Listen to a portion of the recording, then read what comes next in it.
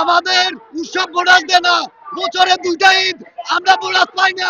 নতুন করে 3 বছর ঢুকবা 3 লাখ টাকা দেওয়া লাগবে। আমাদের বলতেছে আমাদের চাকরি নেই, আমাদের চাকরি থেকে বের করে দিবে। দর্শক স্বাগত জানাচ্ছি কোরাইশ নিউজের সাথে আছি আমি মোহাম্মদ আবু তাহের নয়ন। আমি আছি ঢাকা প্রেস ক্লাবে।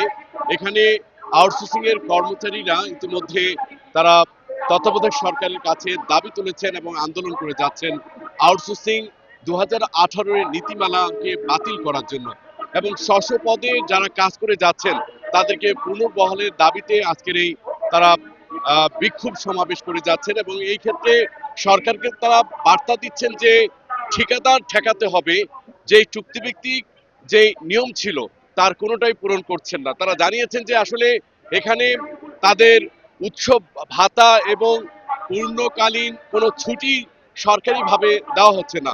তাছাড়া নানানভাবে চাকরিতে হুমকি দেওয়া হচ্ছে এবং অনেকেই চাকরিচ্যুত করেছেন তেমনটাই জানাচ্ছেন এবং এই ক্ষেত্রে তারা আজকে একত্রিত হয়েছেন ঢাকা প্রেস ক্লাবে। চলুন এখানকার আউটসোর্সিং যারা কর্মরত রয়েছেন আমরা এ ব্যাপারে তাদের সাথে কথা বলি।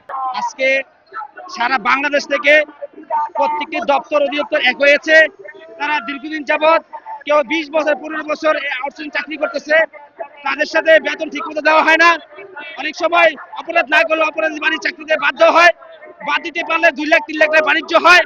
সেই ক্ষেত্রে এক পর্যায়ে আইসা এই আউটসোর্সিং কর্মচারীরা ঈদ বোনাস নাই, বৈশাখী ভাতা নাই এবং দীর্ঘদিন যাবৎ বেতন বাড়তেছে না। আজকের দ্রব্যমূল্য এবং কর্মচারী চিন্তা করে দীর্ঘদিন তাদের 2বার দাবি আন্দোলন করা হয়েছে। প্রতিশ্রুত হয়েছে যে ঠিকাদার থাকবে না, তাদেরকে স্থায়ী করা হবে, কিন্তু আজ পর্যন্ত ওই প্রতিশ্রুতি বাস্তবায়ন হয় নাই। এই বাস্তবায়িত না হওয়াতে আজকে আবার সারা বাংলাদেশের কর্মচারী ঐক্যবদ্ধ হয়ে আজকে অবস্থান করছে। আমাদের দাবি একটাই, চাকরি স্থায়ীকরণ করা। আমরা কোনো দালাল, কোনো ঠিকাদারের মাধ্যমে থাকতে চাই না। আমরা কোনো আউটসোর্সিং এ চাকরি করতে চাই না। কারণ এই স্বাধীন বাংলায় আমরা বৈষম্য শিকার কেন হব? তাইলে তো আমরা মনে করি এটা স্বাধীন বাংলা না। এখনো বৈষম্য শিকার হইতেছি আমরা। আমরা হসপিটালে চাকরি করি, আমাদের জীবনের ঝুঁকি নিয়ে করোনাকালীন, ডেঙ্গুকালীন এই যে ছাত্র আন্দোলনে যত ছাত্র আসছে, ডক্টর নার্স অনেকে ডিউটিতে আসে নাই।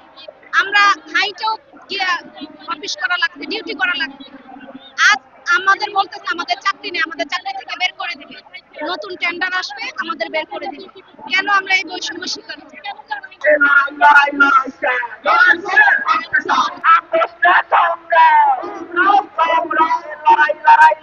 আমরা অস্তিত্ব লড়াই লড়তে আসছি। আমরা আউটসোর্সিং এ চাকরি করি, আমাদের আমাদের উৎসব বোনাস দেয় না, বছরে দুইটা ঈদ আমরা বোনাস পাই না। আমি গাড়ি চালক, আউটসোর্সিং এ চাকরি করি, ঠিক মতো আমার সংসার ফ্যামিলি চালাইতে পারি না। আমার রক্তের কামানো টাকা ঠিকাদার নিয়ে যায়, ঠিকাদার কথা বাতিল চাই এবং আমাদেরকে রাজস্ব খাতে স্থানান্তর করে শয় প্রতিষ্ঠান থেকে বয়স শিথিল করে আমাদেরকে রাজস্ব খাতে স্থানান্তর করার জন্য আমরা সমাবেশে আসছি। আমরা এখন যারা চাকরি করছি সবাই আউটসোর্সিংটা হচ্ছে আমাদের যে মূল্যটা, আমাদের যে বেতন নীতি ওটা তারা একটা ঠিকাদার আমাদের কাছ থেকে নিয়ে যাচ্ছে, অথচ আমরা দিনের পর দিন আমাদের কর্মস্থলে আমরা শ্রম দিচ্ছি, ওই শ্রমের মূল্য পাচ্ছি না। নানান ভাবে আমাদেরকে প্রতিশ্রুতি দেওয়া হয়েছিল আমাদেরকে রাজস্ব নেবে, কিন্তু এখন পর্যন্ত আমাদেরকে রাজস্ব নেওয়া হচ্ছে না। আমরা যে সময় ঢুকছি সেই সময় 2 লাখ 2.5 লাখ 3 লাখ এই ভেবে দিয়েছি। এখন বলে যে 4 লাখ না হলে আউটসোর্সিং লোক ঢোকাবো না, তুমি বাদ যাও, ঠিক আছে, তোমার ওই চুক্তি শেষ, তোমার চুক্তি শেষ, আবার নতুন করে 3 বছর ঢুকবা 3 লাখ টাকা দেওয়া লাগবে। ঢুকবা তুমি, না ঢুকলে তুমি বাড়ি চলে যাবো। এই হচ্ছে ঠিকাদার মুক্ত চাই, ঠিকাদার হচ্ছে আমাদের এই হচ্ছে প্রবলেম। আমরা যখন প্রথমে ঢুকি তখন আমাদেরকে বলা হয়েছে যে তোমরা 3 বছর চুক্তিতে ঢুকবা এবং পরবর্তীতে যখন স্থায়িত্ব হয়ে যাবা বা ওরকম অভিজ্ঞতা হয়ে যাবে তখন তোমাদেরকে সরকার রাজস্ব খাতে নিয়ে নিবে। সেক্ষেত্রে আমার চাকরি 3 বছর এখনো হয়নি, আড়াই বছর হয়ে গেছে। এর মধ্যে আমাদের যে সমিতি আছে সেই সমিতিতে নতুন করে টেন্ডার হয়েছে। টেন্ডার হওয়ার কারণে আমাদের 2 মাস বৃদ্ধি করেছে। এমত অবস্থায় আমি 3 লক্ষ টাকা দিছি, এখন আমি সে টাকা তুলতে পারিনি। সেই কারণে আমাদের ঠিকাদার আমরা বাতিল চাই। আউটসোর্সিং কর্মচারী কল্যাণের পরিষদের দাবিতে আজকে প্রেস ক্লাবে তারা একত্রিত হয়েছেন। তাদের দাবি হলো তাদেরকে চাকরিতে স্ব পদে পুনর্বহাল করা হোক। জাতীয়করণের ব্যাপারে যে প্রতিশ্রুতি ছিল তা যেন সরকার বাস্তবায়ন করেন।